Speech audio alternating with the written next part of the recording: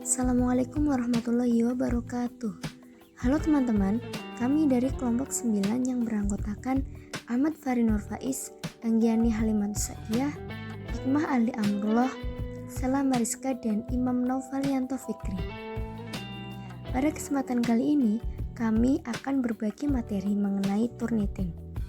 Apa saja isi Turnitin, bagaimana cara penggunaannya, dan bagaimana cara mengurangi plagiarisme. Silakan tonton video ini dengan bijak. Terima kasih. Selayang pandang Turnitin. Turnitin adalah perangkat lunak pencocok teks yang memeriksa karya tulis terhadap teks elektronik dari internet. Teks elektronik ini berisi artikel jurnal, buku, dan tugas-tugas sebelumnya yang diserahkan oleh pengajar atau universitas ke dalam Turnitin. Turnitin sendiri disediakan oleh perusahaan eksternal yang lantas menjual lisensinya pada universitas-universitas untuk menggunakannya secara internal. Kemudian, apa sih fungsi Turnitin? Turnitin berfungsi untuk bertindak mencegah plagiarisme dalam penulisan karya tulis atau ilmiah. Turnitin juga berfungsi untuk memberikan mahasiswa atau peneliti beberapa identifikasi terkait plagiarisme dan poin-poin tulisan yang perlu diperbaiki agar tidak memungkinkan adanya plagiarisme. Selanjutnya, Turnitin juga berfungsi memberikan laporan yang dapat membantu mengidentifikasi terjadinya plagiarisme.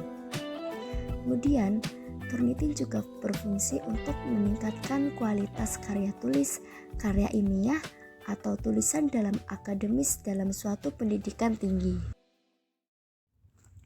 Lalu, bagaimana cara kerja Turnitin? Cara kerja Turnitin adalah mencocokkan kesamaan kata, frasa, atau kalimat dari suatu tulisan dengan tulisan lain yang ada di internet atau database Turnitin. Jika tulisan yang kita cek memiliki kesamaan dengan yang ada di database, kata atau kalimat yang sama tersebut akan di-highlight sebagai similarity oleh Turnitin. Hasil kesamaan tersebut akan diakumulasi sebagai skor similarity index yang ditampilkan dalam bentuk plagiarisme.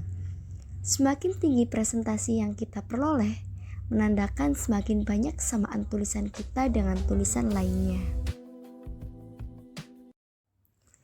Cara mengecek Turnitin. Yang pertama, tentu saja diperlukan akses internet. Yang kedua, kunjungi laman www.turnitin.com. Kemudian klik login, lalu masukkan username atau email dan password akun Turnitin. Berikut ini cara mengecek Turnitin ya. Yang pertama, kita buka link Turnitin, lalu kita login dengan akun email kita. Lalu kita pilih cek Turnitin, langsung klik saja, jangan lama-lama. Tunggu sebentar, akan muncul tampilan seperti di layar. Lalu kita pilih submit, klik langsung saja. Tunggu sebentar. Loh, kok lama ya?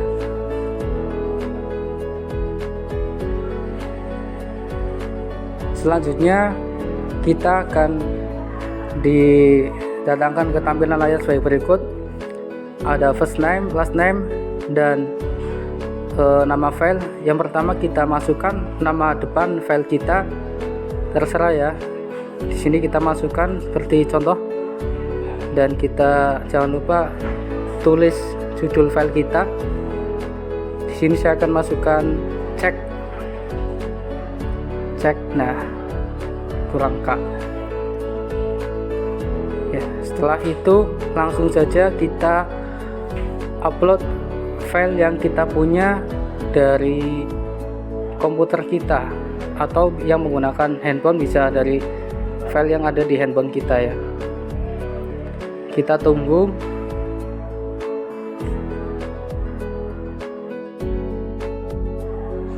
Nah, kita menunggu file sudah terupload. Di situ kita tampilkan media pembelajaran PAI, lalu kita upload saja.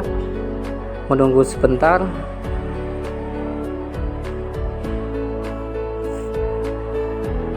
Nah, kita juga bisa melihat apakah file yang kita upload itu benar yang kita akan cek Turnitin atau bukan. Bisa dilihat ya, kita bisa memantau terlebih dahulu, takutnya salah file atau gimana, lalu langsung confirm saja kalau sudah dipastikan memang benar filenya. Selanjutnya langsung go to Turnitin, klik saja yang biru itu. Nah, kita akan diarahkan ke uji plagiasi Simon. Di situ akan terlihat seberapa besar persentase plagiasi dari file yang kita upload atau file yang kita buat. Di sini prosesnya agak lama ya. Kita harus mencari atau menunggu file kita dicek sama Turnitinnya.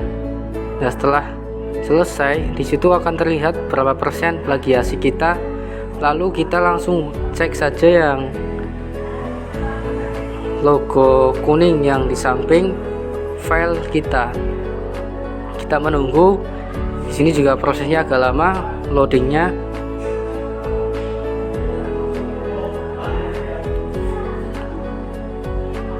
Nantinya akan terlihat berapa persen plagiasi dari file yang kita upload, seperti tampilan yang ada di layar monitor. Nah, setelah itu kita bisa melihat dari atas ke bawah, bisa terlihat keseluruhan dari file yang kita upload beserta besaran plagiasi dari file yang kita upload. Sekian, semoga bermanfaat dan silahkan bisa dicoba ya teman-teman. Berikut ada beberapa tips and tricks mengurangi plagiasi. Yang pertama itu menyertakan citasi. Penggunaan referensi atau sumber rujukan sangat penting karena memiliki fungsi memperkuat karya ilmiah yang sedang dikerjakan. Akan tetapi, penulis perlu menyertakan citasi atau sumber rujukan pada setiap opini, ide, gagasan, dan sejenisnya ke dalamnya. Yang kedua, catat berbagai sumber daftar pustaka sejak awal. Bagi mahasiswa dan dosen yang sedang mengerjakan tugas akhir atau skripsi, paper, dan sebagainya, alangkah lebih baik jika dari awal penulis sudah menyiapkan berbagai sumber yang dibutuhkan dan memasukkannya ke dalam daftar pustaka. Yang ketiga, melakukan parafrase. Agar tidak terlihat copy paste dan berpotensi plagiarisme, penulis dapat melakukan paraphrase baik kutipan, opini, dan sejenisnya yang didapatkan dari sumber rujukan. Selanjutnya ada melakukan interpretasi. Agar yang disampaikan kuat, terkadang penulis perlu melakukan interpretasi sumber rujukan lain sebagai bahan perbandingan atau dipinjam. Sederhananya, jika penulis pro pada suatu gagasan, maka harus dihadirkan kontra dari gagasan tersebut. Dan selanjutnya ada menggunakan aplikasi anti plagiarisme. Setelah karya ilmiah atau buku selesai, kamu perlu memastikan agar tulisanmu terbebas dari plagiarisme. Banyak aplikasi uji plagiarisme online yang dapat kamu akses secara gratis maupun berbayar, atau dengan memanfaatkan fasilitas uji plagiarisme yang tersedia di kampus masing-masing. Nah, berikut beberapa tips and tricks untuk mengurangi plagiarisme.